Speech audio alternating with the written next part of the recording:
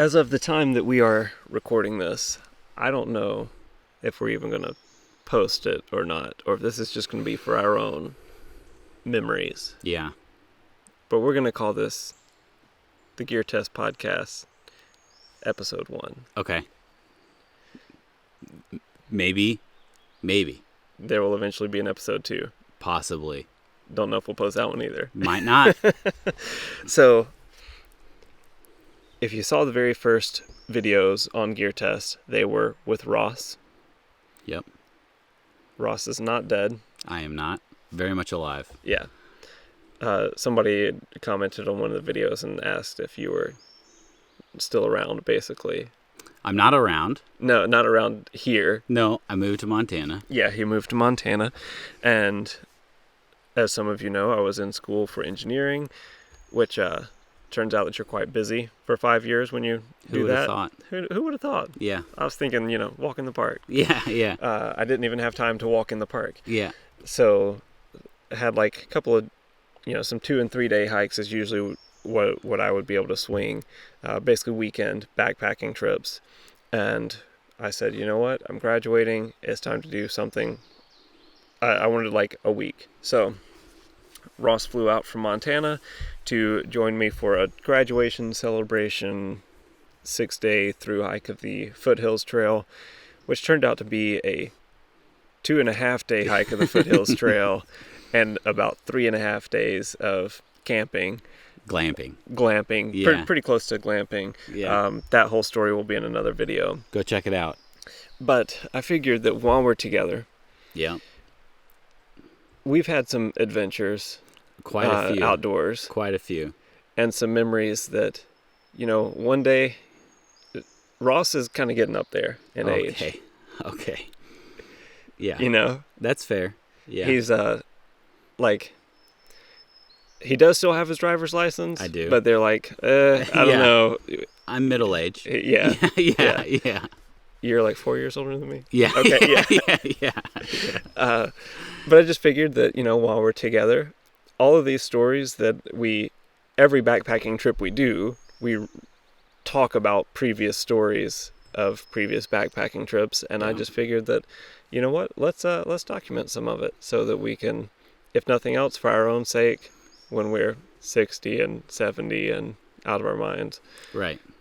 We can think about the good old days. Right. The good old days. So the first camping trip you and I had. Yes, that was, I don't remember what year it was. It was Labor Day weekend.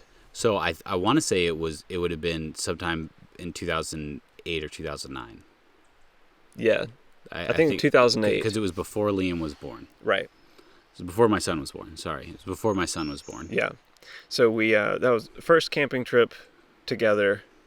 My first time ever primitive camping. So growing up, my family, we had this massive tent that we would take to a campground where, all the other campsites were full of RVs and travel trailers.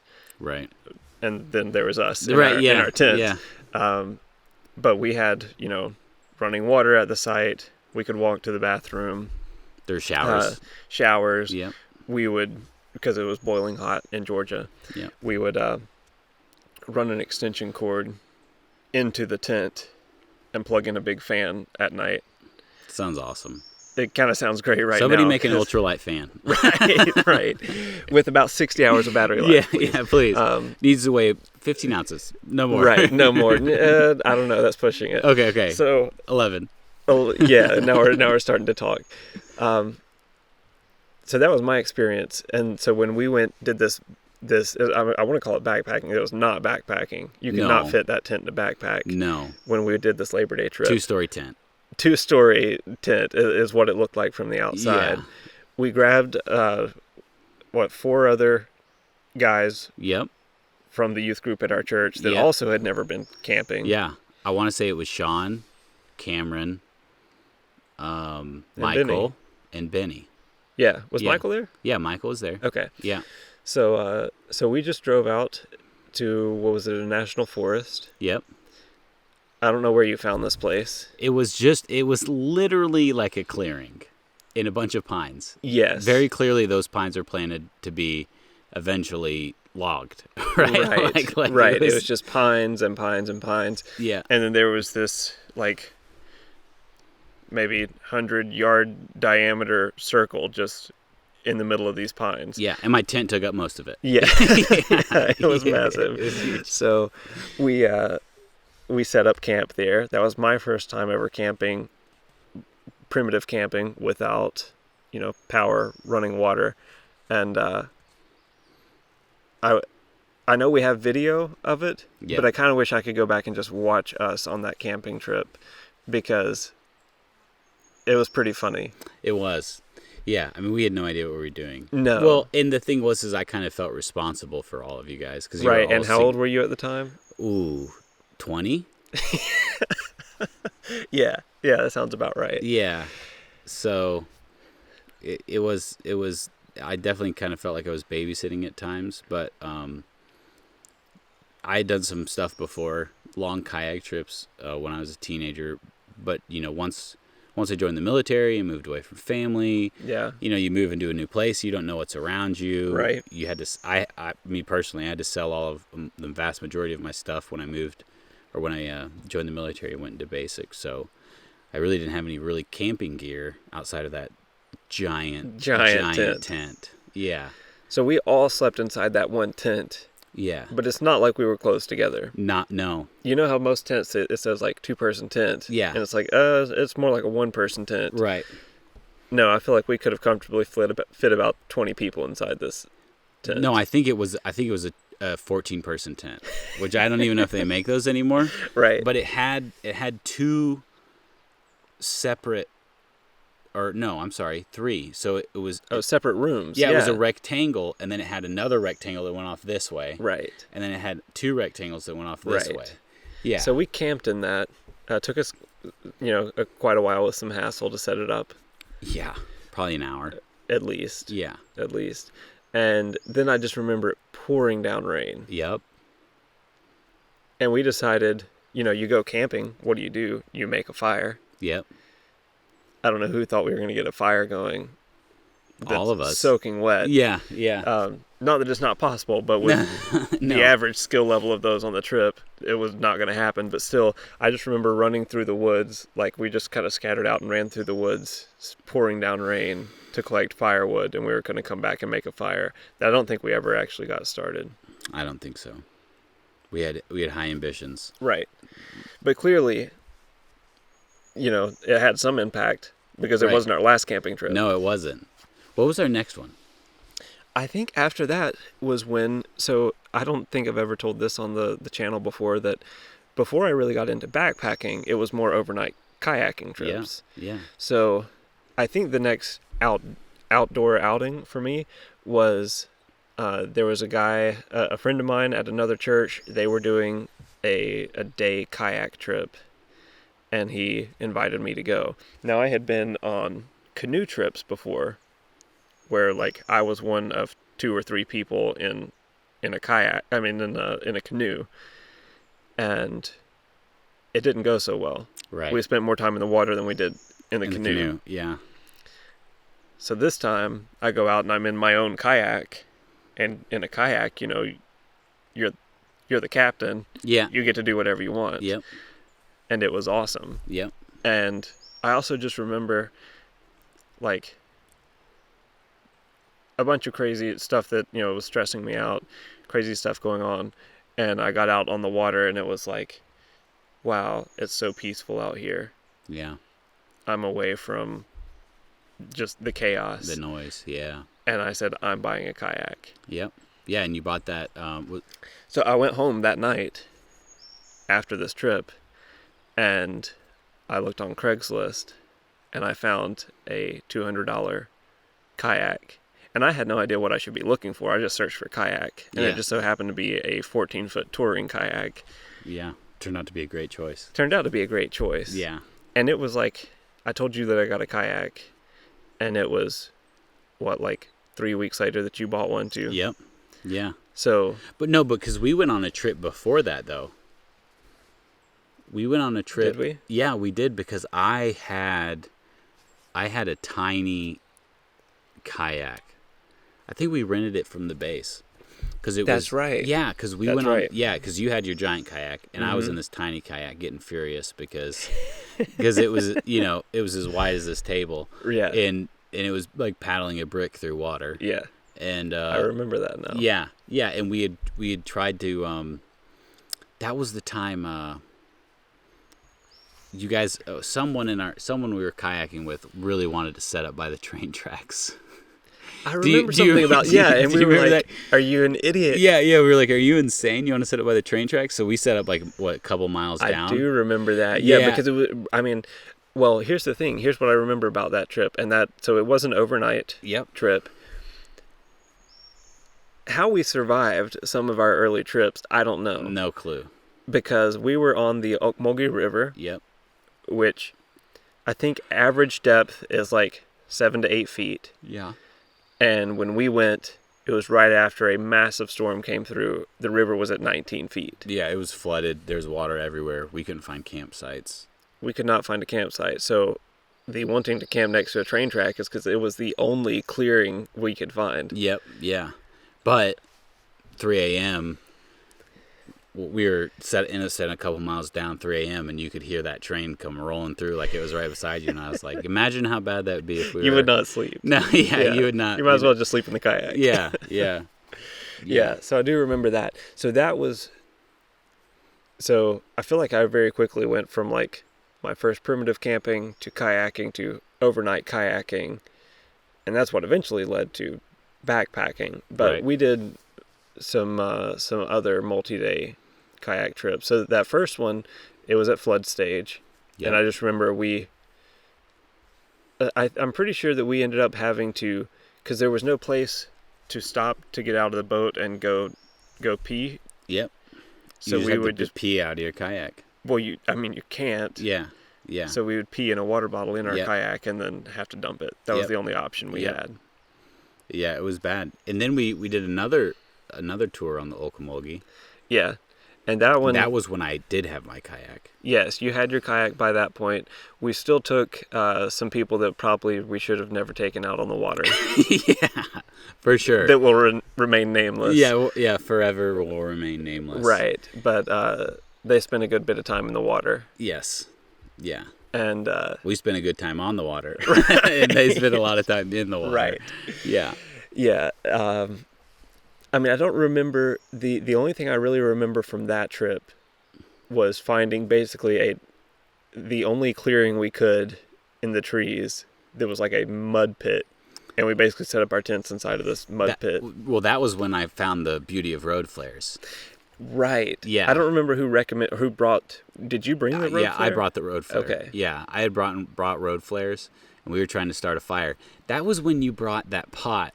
Do you remember? Okay, so Paul, listen to all you ultralight guys. Paul brought a pot, a kettle. I mean, it was this big around. Do you remember this? Right, like this is what you're going to cook spaghetti in at home. And you had taken a bunch of eggs and put them in Ziploc bags. Yeah, well, somebody told me, I think this was like, hey, I'm kind of new to camping. I'm going to look at what are some good camping food options. Right. And somebody posted online this brilliant idea that what you do is you take sandwich bags Yeah. and you break open omelets. You mix an omelet together and you just pour it in these bags. And then what you do is you boil those bags in water instead of cooking them, over a frying pan or something. You Right. boil them in water. And I was like, that sounds great. I actually made a couple at home before that, and it was awesome. So I said, I'm sure we're going to build a fire because we're camping. I was living at home at the time. I grabbed my mom's, probably the biggest pot that she had. Yeah. I don't remember how I fit that in my kayak. Dude, I mean, it was as big as round as the where you sit in your kayak. That's Right. how big that pot was. If I capsized my kayak, I would have just paddled inside the pot. Right, yeah, for it was the rest of the huge. trip. It was huge. I do have remember that. No clue. And I just remember you pulling out and me being like, "Where was that? Where was that?" Yeah. So it turns out with camping in a mud pit and soaked firewood it's hard to get much of a fire going, Yeah. even with a road flare. Even with the road flare. So we could not boil water, Nope. which means we did not have omelets Yeah, on that trip. we did not. Not one time. No. And the only other thing that I remember of that is that we were also using like Walmart tents, the kind that have no mesh netting at all. Yep. It's just nylon. Yep. So there's no breeze whatsoever. And we were fitting, I think, about like 3 guys to a tent. Mm-hmm. And it had to be at least 80 degrees at night. Oh, it was super hot. I remember just sitting there, just pouring sweat. Yeah, just baking. Yeah. It was super uncomfortable. Yeah. I just remember getting home and just wanting to go to bed. Right. Like, not because I was tired from kayaking, just because I was tired because I didn't get any sleep. Right. And then we had another trip on the Okmulgee after that. Okmulgee. Yeah. Yeah, so I think they progressively got better. For sure. Trips. For sure. And well, we kind of reduced our circle too a bit, which helped. Right. Yeah. Right. Who we were taking with us. Yeah, so we did another trip, and this time it was not at flood stage. It was not. This one was a lot better. A whole lot better. And what I remember is we found a sandbar to camp on. Yes.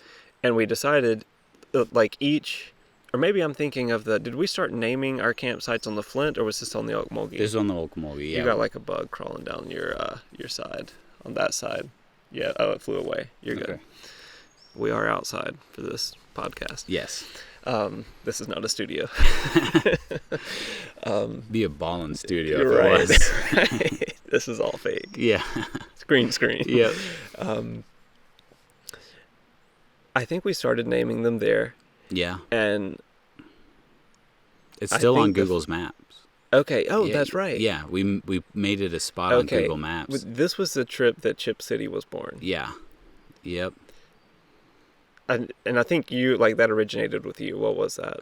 Yeah, so I was really into How I Met Your Mother, and there's a part where one of the protagonists, the main character, is pretty drunk, and he's gambling. I think it was with Russians, like Russian mobsters or something. And he's like, he has all these chips. He's playing poker. He has all these chips. He's like, we built Chip City. Yeah. And but that's like the only thing I could remember from the whole thing, and I just kept singing it over and over again. Yeah. And Brooke was furious. Like she was paddling away from us because she was so angry because we just kept singing that one little section over and over and over again. Because you're kayaking. What else are you gonna do? Right. And yeah, we ended up naming that island Chip City. Yeah. Now I remember something that happened that night. Yeah. You asked Brooke a question. Oh yeah. So I think this was the first time we'd spent any time with Brooke outside of hanging out at my house playing board games and stuff. Right. I can't believe she ever agreed to come with a group of guys on a kayak trip. Dude, bravo. Multi-day. Good job, Brooke. And the fact that she was in a Hobie too. I can't believe she paddled that thing. We rented. Most of us had kayaks at that point. We rented a kayak, and we just knew we wanted a long kayak, one with some storage in it, and the only one available was this Hobie, which is I think like a fishing kayak. Yeah. And she had a hard time keeping up with us. Yep. And it wasn't until later that I tried paddling it, and it was like paddling a cruise ship. Yeah, it was rough. Yeah, but she kept up with us. No, she did. So that night we're on Chip City, the island we decided to name Chip City. Yeah. And I was talking to Brooke, and I was like, Brooke, like, what do you want to do with your life? Like, what are your goals? What are your dreams? What are your aspirations? And she starts talking, kind of pouring her heart out, and I was like, I really think that you, from everything I've seen and how creative you are, you could be an architect. And she's like, you really think I could be an architect? And I was like, yeah. I mean, honestly, they could use some help building Chip City. And we're all sitting around this campfire, and we're right in the middle of dinner. She gets up and just walks into her tent. I didn't know that you could slam a tent door. Right. Yeah. Definitely did. Did not see her the rest of the night. No. She woke up the next morning. And then had to spend the rest of the kayak trip with us. Yeah. She was not happy about that. Yeah. Oh, man. That was a good trip. Was that the same trip that we left John, helpless, deaf John? No, John wasn't with us on that one. Okay. Oh yeah, no, he was. That was when we left John. Okay. Yeah, because John. So our friend John. Shout out to John. We love you, John. He's awesome. He It's mostly deaf. mostly deaf. Yeah, and I just one of my favorite things was sharing a tent with him. Because I would get up in the middle of the night to pee and be like, "Oh man, I don't want to wake up John," and then I'd be like, "Oh, that's right, he's deaf. Like it's okay, don't worry about it." He had hearing aids, but I remember he would turn them off at night. Yep, he'd take them out at night. Yeah. Yeah, we were looking for firewood. Right. So I think on this trip we also rented a canoe, and John and Jordan were in the canoe. That's right. We made them basically carry most of our weight of the gear that we were carrying. Yep. And we were also noticing some of the campsites we were passing that there wasn't any firewood there. Yep. And we come around this bend, and we notice that up, on the side of this river, there was some wood that was cut up, and it just kind of looked like a tree had fallen over and somebody cut it up. Yeah, but it had been there for a while. And it had been there for a while. Like there was other trees growing around it. Like it had been there for a minute. Right. So we were like, hey, let's just carry that with us in the canoe, and we'll use that for firewood later. Yep. Looking back, not the best decision. No. I can't say that I condone that. No, I definitely don't. Taking something from somebody else's property, even if it's just wood. Yep. However, in the moment, this one of those seemed like a good idea at the time, type of thing.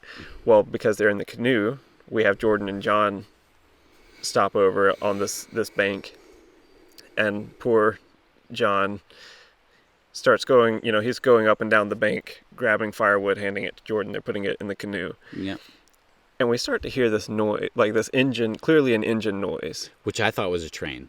Right. Because we weren't that far from the train track. And sound travels pretty far on the river, so you hear like airplanes all the time. Yeah, boats, all right. things. And I just remember it started getting louder and louder, like definitely getting closer. I'm starting to notice this isn't an airplane. Like this sounds like a truck. Yeah. Heading this way. Yep. And we're probably on somebody else's property. Like this is all like setting in, all at the same time. This is a horrible idea. Wait a second. Yeah. We're taking wood from, like, this is when it's coming, it's coming to the light that we're taking wood from somebody else's property. There's an engine sound getting closer and closer. And what I remember is all of a sudden, like out of nowhere, this like 1960s Ford truck. Dude. Its tires were off the ground. In my mind, and maybe it wasn't, but from what I remember, that truck came airborne, coming out of the woods. Right towards where they were. Right towards where John was, and Ross and I are still in our individual kayaks in the river. Yeah. Oh, we were gone. Fight or flight kicked in. Yeah, dude. And I was like, rooster tail behind our kayaks. Dude, I had it on a plane. Right. Like I was cruising. And you got to remember, John's deaf, right? So John's happy self is still over there just moving firewood back and... Just no clue to what's going on. Jordan's trying to get his attention. Yeah. And we caught up with him. I don't really know what down the river. I don't remember what happened after that. Yeah. Well, I just remember we were like a mile down the river when they caught up with us. Right. I mean, we were way down. Right. Yeah, and they weren't too happy about it. No. Yeah. And then thinking back, it's like, man, we left our deaf friend to these rednecks. Like, who knows what they're gonna do? Yeah. Yeah. There's a lot, thinking back to our trips like that I think, man, what were we thinking? How did we survive? Do you remember when we went out on Lake Juliet, just you and me? We kayaked out to the island. It was kind of like a last minute, like, hey, I want to get out and kayak. I want to camp somewhere. Right. And at the time, we didn't know that you could camp there. No, we did not. We thought we're just going to go stealth camp somewhere because this is the only option we really know of nearby. Yep. So we go to... Turned out it was totally legal. Lake Juliet, yes, WMA around there. Yeah. But we left my car. So, first of all, I was driving a Volkswagen Jetta at the time, and we managed to strap two 14-foot kayaks on the top of my Volkswagen Jetta. And we drive out, we put in at the lake, we kayak out to this island that was on the lake, and set up camp. It was a good paddle. Yeah. I mean, it wasn't close at all. I want to say it was a mile. At least, yeah. Yeah. I mean, I feel like it took us at least 20, 30 minutes to kayak out there. And I remember at night, because we were thinking, I don't know if we can leave my car parked in the parking lot overnight. Yep. We set up camp on the island. We ate dinner, and we said, let's go. This is after dark. We said, you know what? Let's just go kayak back to we don't really have anything else to do. Let's kayak back to the dock and just make sure my car is still there. Yep. Make sure they haven't put like a parking boot on it or Yep. something. So we do that. Car's there. Everything is good. I just remember it being so dark that you couldn't tell you were moving. Right. Because so we were thinking that we weren't supposed to be on the water, Yeah. and we were anyway. Yeah. Again, don't condone this. So we weren't using like headlamps or anything, Nope. but we were paddling, and there's nothing's passing you for reference. So you would look like all you could see was the horizon off in the distance. Yeah. And you just felt like you were paddling and not going anywhere. And it Yep. was the strangest feeling. It was super strange. And so we decided remember we had taken that, you had a little LED that you had turned on. Right, my little lantern. Yeah, and we hung it up in a light up on a tree. We wanted to find our way back to camp in the dark. Yeah. And then I remember being like, hey, we should hug the shoreline. Right. We're going to hug the shoreline and then cut across to the island. Right. So that way... We're not out in the middle of the lake at least. Yeah. Right. And I don't know how far in we were. Like off the shoreline. I mean, we were probably like 100 feet out, maybe off the shore. We weren't that far. We were close enough that we could tell we were moving. Right. And I remember you could see a little bit, like, you could vaguely see something floating out on the water. Like, you could kind of see there was some marshy area. You could kind of see where that was. Yeah. Just enough moonlight to make out some of the things like that. Yeah. And we're paddling, and I don't know why we thought... So we're paddling back to camp, and there was what we thought was a log in the water. Yeah, we thought it was a log. We both did. Right. Yeah. And I don't know why we even thought, like, thinking back at it now... Why'd there be a log 100 feet out from the... Well, the shore? And why we thought that you could possibly kayak over it. Oh, yeah. Yeah, so I'd full send right over it. Right. I'm going to try to just, kayak over this log. Could have gone around it. Right. Would have been fine. Right. And the second, I remember because I was hanging back a little bit. Yeah. And watching, because I was just waiting on you to, like, either ram into this log and just get totally stuck. Yeah. Or, something was going to happen. And I specifically remember seeing the front of your kayak nail this, what we thought was a log. Yep. Apparently it was not a log. It was not. Because the second you hit it, the gator's head popped up and his tail popped up and he, like, splashed. Yep. And then, he was gone. Yeah. And we paddled about as fast as the time that we left John on the island. Probably faster. Right. I just remember hitting that and looking over to my right, and just seeing this head that was like 3.5 feet long, and just going, "Oh, I'm gonna die. Right. This is how I die." Which was the craziest thing because we've been on the river where there are gators all over the place. All over. But the thing is that you have to be super quiet when you're paddling. Right. Or else they'll hear you and they'll go underwater and you'll never see them. Yep. So we're used to, gators are gone way before you ever get close to them. Yep. But I don't know much about the sleeping patterns of gators or where they sleep or when. Yeah. I don't know if this thing was asleep. No clue. I don't know if they just, I'm assuming that at night they can't see as well as in the daytime, and maybe it just couldn't see you coming. I don't know how that happened, but I just remember never really paddling so hard in my life. I just remember the look on your face was just like as he looked back towards me, he's like, I'm about to watch my best friend die. Right. Yeah. Well, because, when it splashed, I remember seeing your kayak kind of tipped up. Oh, well, I had to dig my paddle in to stop me from rolling over. Oh, that's right. That's right. Because I was going this way, so I stuck my paddle in and kind of juiced up a little bit in the water to try to get my And you didn't have a spray skirt or anything. It's not like you could just do the white water, just roll under and roll back up. yeah. No. It was Yeah. it was super sketch, Yeah. and my heart was racing. Oh, yeah. I just remember my Yeah. heart being in my throat, and then just being so careful kayaking the rest of the way. The crazy thing is we kept going. Yeah. Oh, yeah. Well, I mean, what are you going to do at that point? Yeah, true. So we kayaked back, and I think that was also the time we thought we saw gator poachers out on the lake. Well, the reason I thought they were poachers was because I knew the season. I knew the gator hunting season and all that stuff. Right. And I knew the gators weren't in season. Right. But there was someone out on the lake. Shining a light up and down. Yeah. Up and down the shore. And they shined it right towards us. And they were quite a ways away when that happened. Right. But because it was so dark, we would stand out like a sore thumb. Yeah. And so we just hauled to the island. And I remember grabbing our kayaks and pulling our kayaks all the way up into the tree line. Yep, and like hiding them behind brush and stuff. Right about the time the boat passed us. Yeah, and they were shining the shore the whole time we were up on there. And they circled around and yeah, who knows? I mean, right. We'll never know. Right. But it seems what like they were doing, or it seems whatever it was, they didn't want to be caught or right. They seemed very suspicious. Right.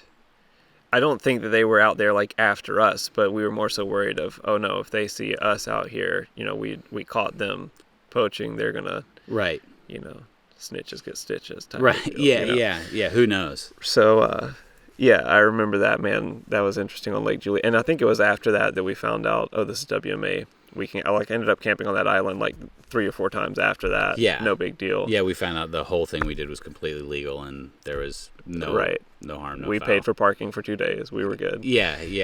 It was fine. And then we had our first Flint trip. Yeah, so this was on the Flint River. We finally left the Okmulgee, which, by the way, is like one of the dirtiest rivers in the United States. Disgusting.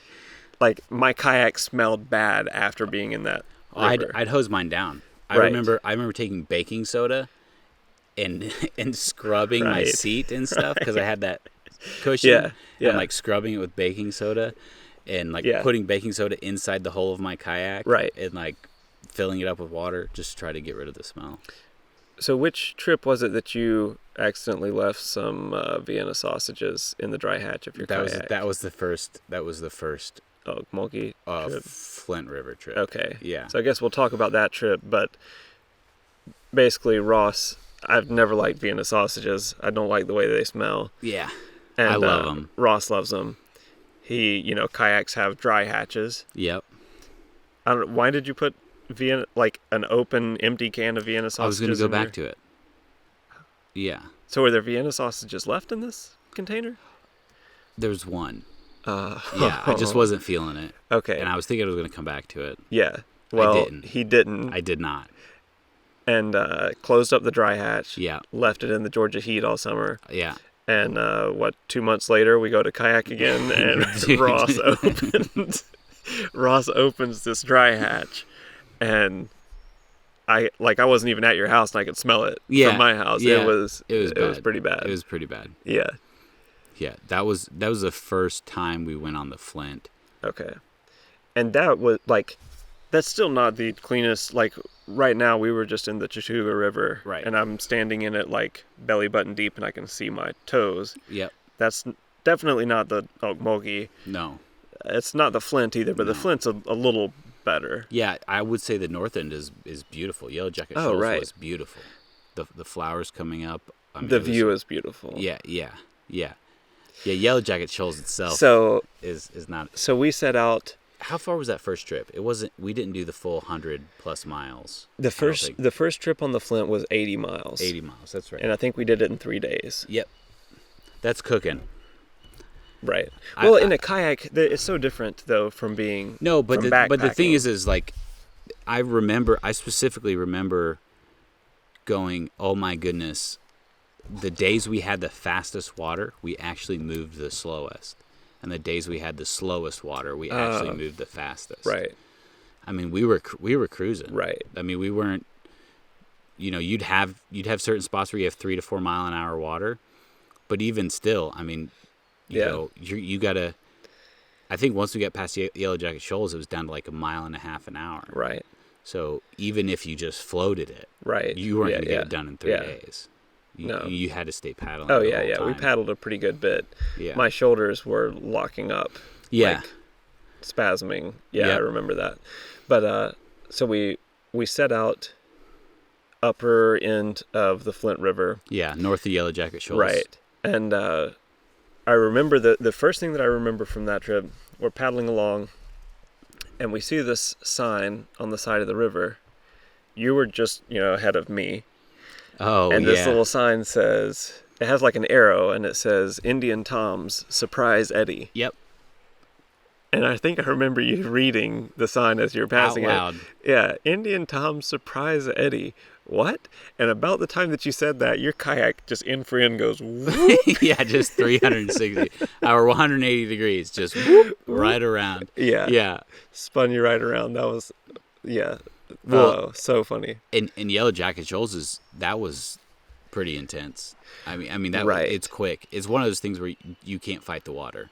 The water's going No. to take you wherever it wants. I mean, there were some like moderate rapids at the top, whatever. We made it through. No big now, deal. keep in mind that we're on the river for 3 or 4 days, and we're in touring kayaks. We're not in whitewater kayaks. These things are like 13, 14 feet. Yep. Except for Jordan, which had a 17-foot Yeah. sea kayak Huge with a rudder. yeah. Carbon fiber, by the way. Yeah, carbon fiber. I think Yeah. it's fiberglass, but yeah. Yeah. So then we start going down Yellow Jacket Shoal, and we've never been before. And again, Nope. This is one of those things of, like, how we survived this. Because what if the rapids have been worse than what they were? Yeah, if a little bit of rain, and they would have been a lot worse. Right. A little bit of rain. So we made it through most of them. A little splashing here and there, a little water. None of us had spray skirts.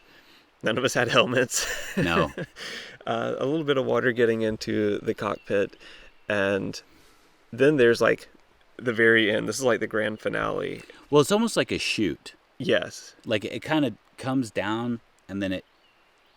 Right. Yeah. Well, I just I remember there are like giant rocks at basically like a 45-degree angle, On and it both funnels sides. like all the water into this one little like 4-foot wide section. And it's hustling. Yeah. Yeah. And it's a good drop. It's a good 4-foot drop at least. 4 or 5 feet. Yeah. Yeah. For sure. So tons of water going through this one little section. That first time that we went through it, let's see, did you go first? I went first. You went first. You made it without flipping. Not right? a problem. Yeah. I made it through. I didn't flip either. No. But there was so much water rushing into that section. You got a lot of water in your I kayak. had like 4 or 5 inches of standing water in my kayak just Yep. from going through Yep. that rapid. And then I remember we got there and we were like, okay, let's turn around and wait for the other guys to come through. Yep. Jordan is somewhere like 100 yards up the river, has his kayak like basically on a leash, like walking it down the rapids like a dog, he had it because tied he finally realized I'm not doing this in a 17-foot kayak. Yeah. But Jeremiah should have been with us on this trip. Yeah. Oh, I know. He should have. But this was his first time going down this rapid at Yellow Jacket Shoal. Yeah. And I'm trying to remember exactly how this one went. So he came into it kind of. One of the really good rules for kayaking is you don't want to fight the water, right? Like you want to cooperate with the water. Right. And he was trying to fight really hard with it. So when he came into that chute, he was kind of angled a bit. Ah, that's right.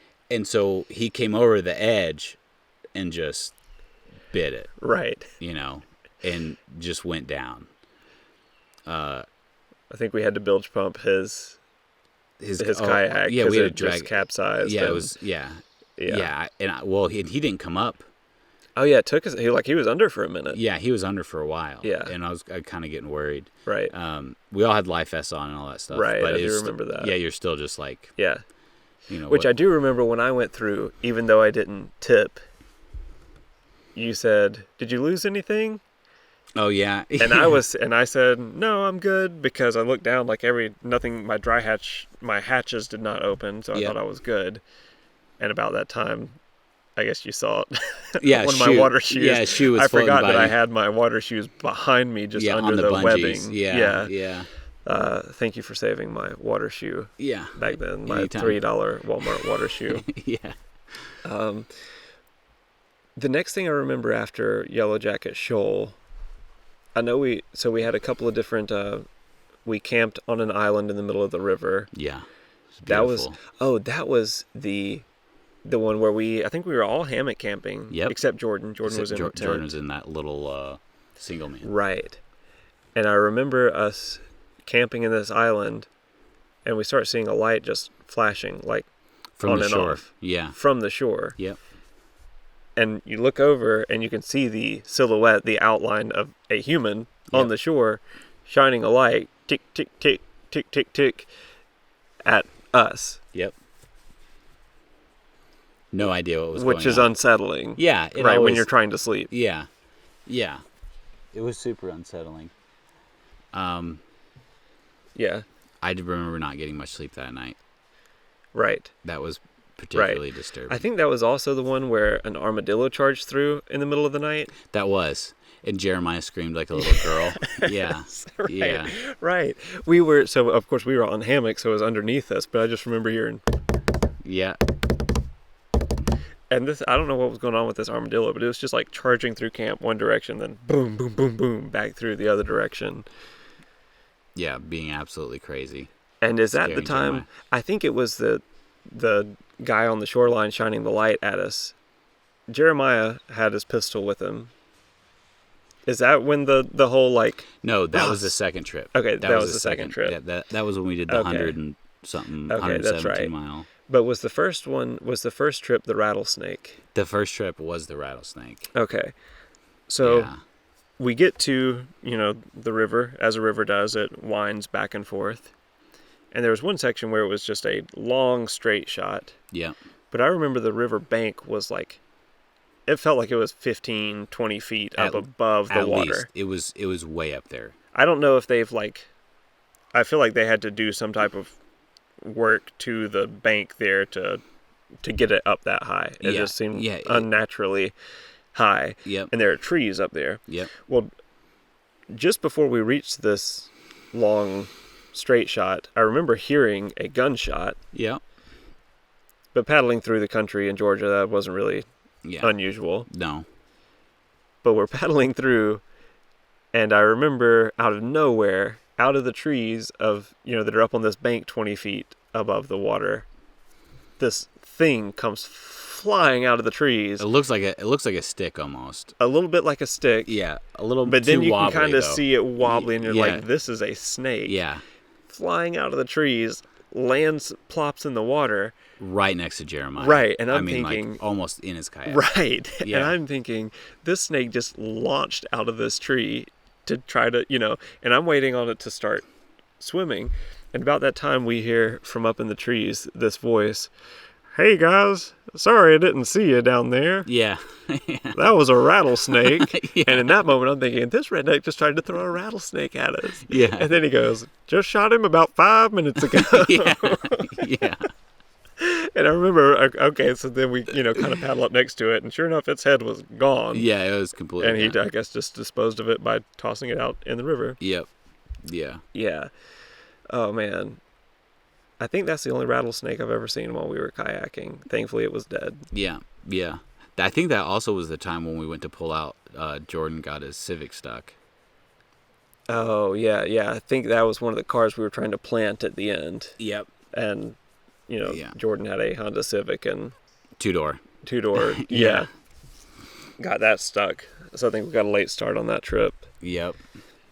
Yeah, that was a disaster. So then I guess it was the last Flint River trip. Yeah. The It was big one, we did 100. Actually, I think it was 110 miles we did total Yeah, it was up there. in 4 days. Yeah, it was. We were cruising. Was it 4 days or 4 nights and 5 days? I think it was 4 days, I think it was 4 days. which is a long time to be. And the thing about the difference between, especially in the summer, backpacking in Georgia versus kayaking, it's hot either way. But when you're kayaking, you are in the direct sun all day. The whole time. You've got the green tunnel when you're backpacking. It's just leaves and, you're in the shade most of the time. Yeah. we'd been in the sun, and so the first thing I remember going back to we were naming the islands. Yeah. I think the first one we nicknamed Underwear Island. Yeah. Because Jordan just hung his drawers up. Right. He got them wet. Yep. I think probably because his kayak capsized and it filled with water. Yep. And he was trying to dry them off, so he just got a stick and stuck it in the sand of the shore and just hung his underwear out there, and it just looked like we were like it looked like a surrender flag, like we were just like we surrender. Nicknamed that one Underwear Island. And is that the time that we saw the brown-eyed monster, the Cyclops? No, that was the second trip. Yeah, I thought this was on the second trip. Yeah, that also was. That was. But we should talk about Yellow Jacket Shoals before we get into that. Oh, our second time down Yellow Jacket Shoals. Yeah. This segment's like the Jeremiah special. Yeah, I know. Yeah. Our second trip down Yellow Jacket Shoals, this time we kind of know what to expect. First off, why did Jeremiah go a second time? I don't know. Yeah, I have no idea. I don't know. I think it explains why he did not come with us on this backpacking trip. Maybe. But so I think it was kind of the same order. You went first over Yellow Jacket Shoal. Yep, then you you did came fine. down, but we had our seals that time. Right. We both had spray skirts. I don't think Jeremiah did. No, he did not. But this time, Jordan's still walking his kayak down. Jordan's walking his kayak down. I guess it worked well the first time for him. Yeah. This time, we both remember getting down there, sitting, watching, waiting for Jeremiah to come over this rapid. And do you remember the look on his face when he got to the top of this class 3 rapid? Let me see if I can do this. Yeah. It was like that. Yeah, you nailed it. That was like I remember he got to the top, and it was just like he gave up on life. Yeah, like he was like, all right. And he took his paddle and he just threw it in front. It's on a leash. Paddle. It's on a leash. Yeah, right. So, but he just like threw it and just kind of crossed his arms and just went right in. Just capsized. It's like the whole thing over again. Yeah. Had to pump his kayak out. Yeah. Yeah, I do remember that. Just did not care. Yeah. I was, yeah.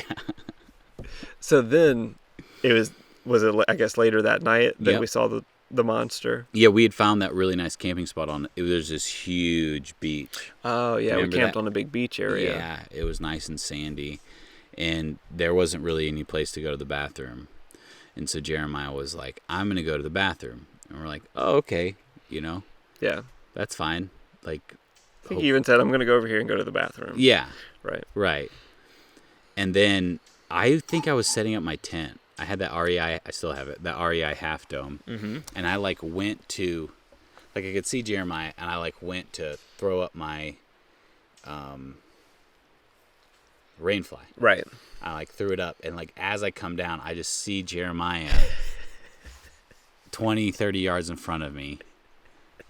Not even trying to hide behind a bush. There was stuff he could have gone behind. Yeah. And he just pulls his pants down right there.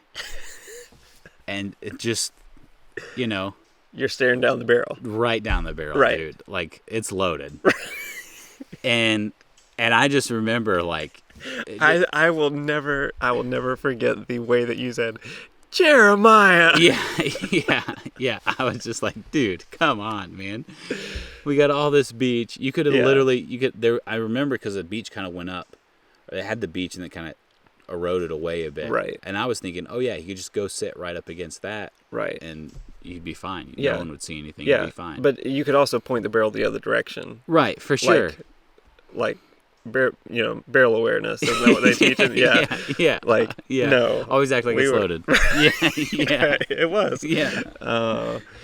Yeah. That also was a trip when we camped on the island. And Jeremiah's really scared of bears for some reason. Yeah. Black bears. Yeah. They're not even real bears, in my opinion. Right. It's not a Montana grizzly. No, it's just a black bear. You can just be like, hey, and they'll run away. Right. And there's actually, remember all those deer came through? Yes, I do remember that. We had set up on this island, and all these deer come through. And I don't know how much you guys know about deer, but deer do a thing where they snort. And so they go, shh. They'll go like that. That's the sound they make. Yeah. And This doe was not happy that we were on this island, and so she was snorting at us Oh, right. like the whole night. Right. And Jeremiah is completely freaked. Yes.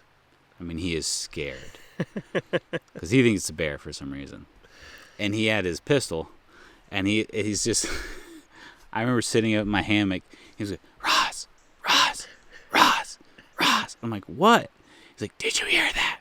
Yes, I heard it. Go to bed, Jeremiah. He's like, what if it's a bear? And I'm like, if it's a bear, there's nothing you can do. Yeah, your 9mm is not going to do much. No, just lay down. Just go to sleep. Right. And Paul like sits up, and you were using a noise machine. Yes, I'm used to sleeping with like a fan on or something at home. Right. And I've also you just hear random noises, creaks, and stuff moving around. So oftentimes I'll have like a sound machine either from my phone, the app, or I've even downloaded a fan noise to my like MP3 player. Yep. And I'll just put my earbuds in and play that. Yeah. At night, but usually I'd put one in. Right, and so not that and not the other. Not the other. So that we could talk to you. Right, like if there was a problem. Right. Yeah. And Paul looks me dead. I had my headlamp on. He looks me dead in the eyes, and he takes his other earbud in and just puts it in and just went right back to sleep. Come to find out, Jeremiah didn't sleep a minute that night. And his knuckles were white from holding onto his gun so tight. Why he ever brought that pistol, I don't know. Yeah, I have no clue. Like, yeah, he was scared to death. Yeah. That whole trip of bears. Right. Yeah. I do think we egged it on a bit, though. Yeah, we kind of did. Yeah. We kind of did. Because he was like, is that a bear? And I was like, maybe. Like, Yeah, right, like full well knowing it's not right, a bear. Right. Like. Now, I'm trying to, I think that was that the trip that you discovered Epic bars? Yeah. And Ross. No, they weren't Epic bars. Those were Cliff bars. Oh, no. So these are two different stories. Okay. I think we'll have to backtrack to talk about Cliff bars. We forgot about that. Yeah, but we did. First, Epic bars. Yep. When Ross discovers something new, it's the greatest thing in the world. Yeah. And he discovered these Epic bars. Great, meat protein instead of like, chocolate protein bar. Right. And Ross has been talking, I don't know how many of them you brought, but a lot. He'd been talking this whole trip about how I think it awesome cleared these... Academy out. Right, probably. Yeah.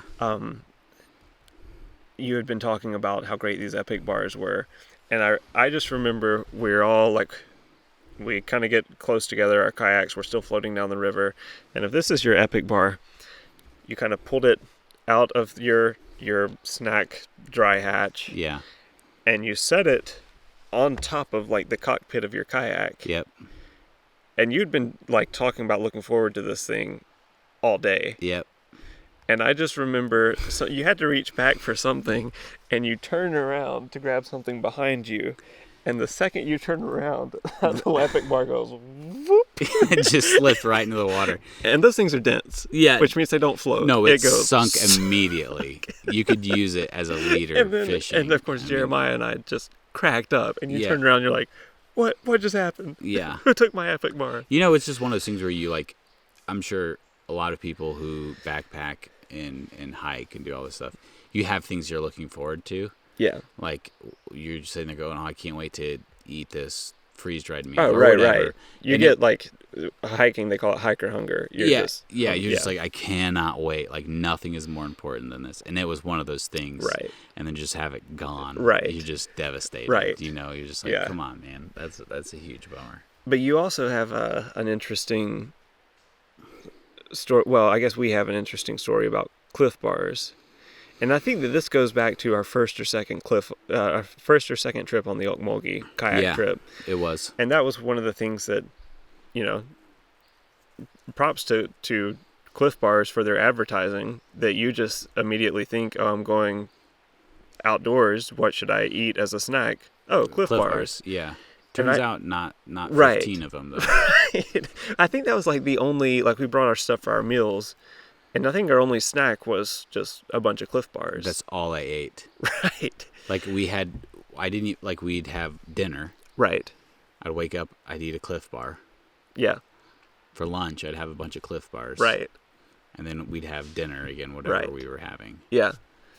And, as it turns out, Cliff bars are super dense. Yeah. Black which hole. means Black hole. Yeah. they're not the easiest to digest, No, they are not. especially when you eat 15 of them. Dude, I ate so many Cliff Bars. And I think we were heading back, and we had passed the McDonald's, or we were about to pass the McDonald's, and Yeah. I was like, I have to go to the bathroom. Right. Like, if I don't go to the bathroom right now, Right.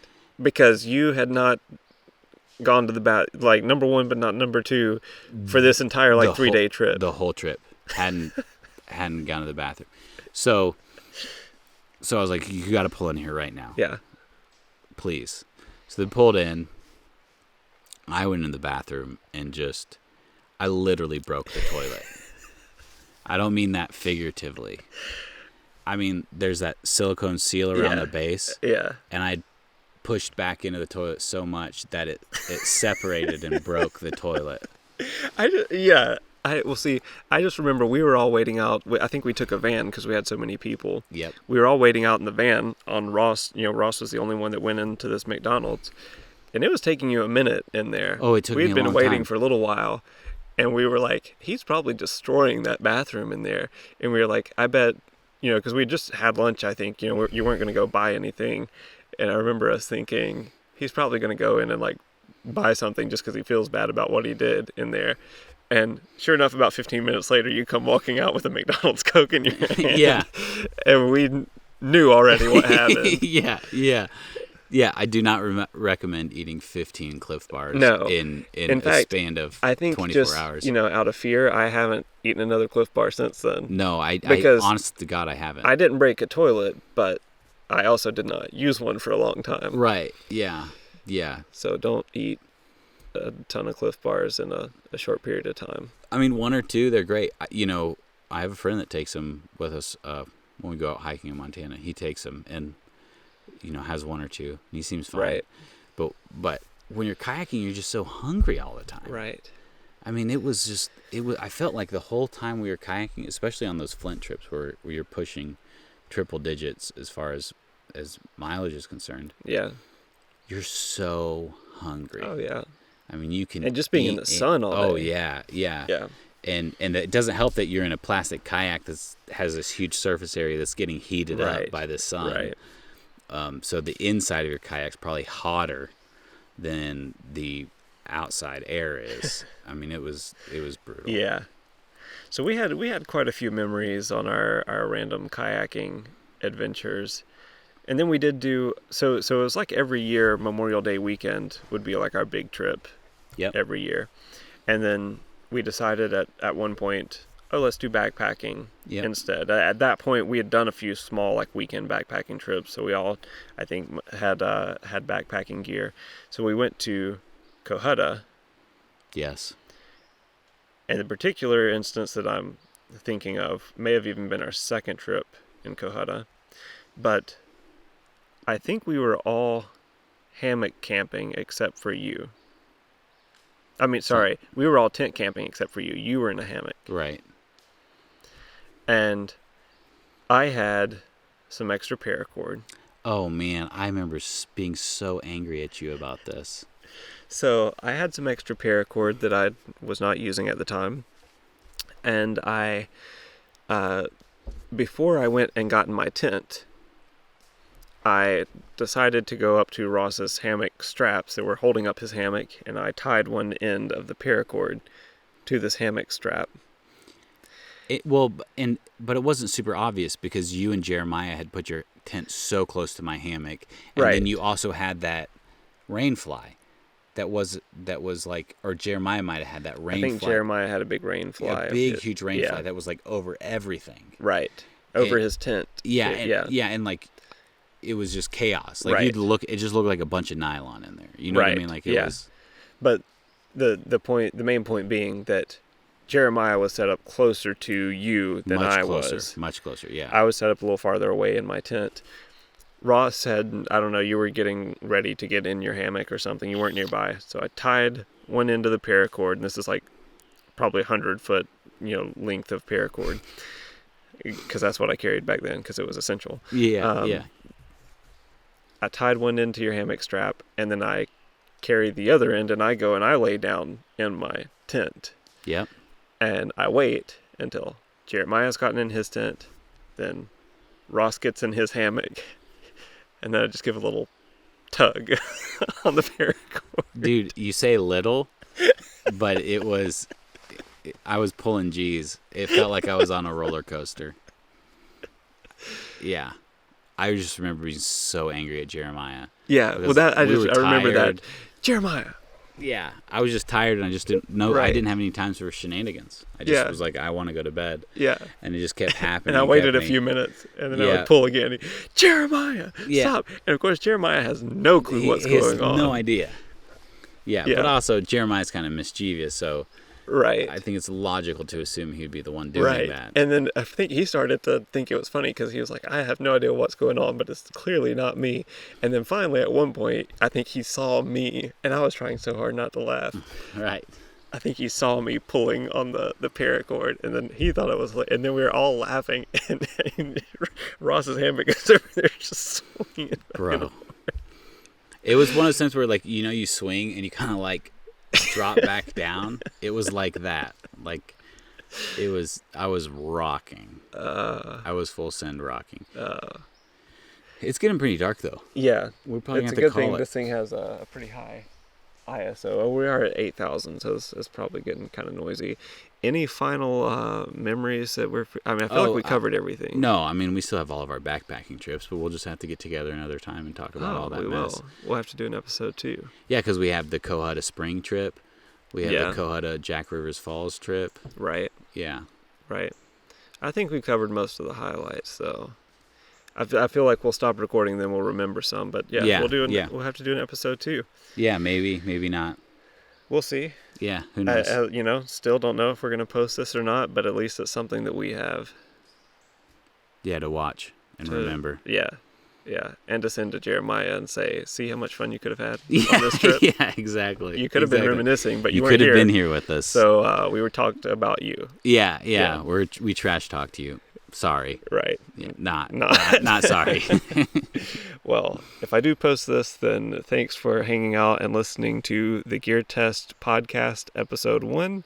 This will not be available on iTunes or wherever you get your podcast. It will probably be on YouTube only, if that. Yeah. It may just be direct download from my OneDrive. Yeah. So thanks for hanging out. Thanks for watching.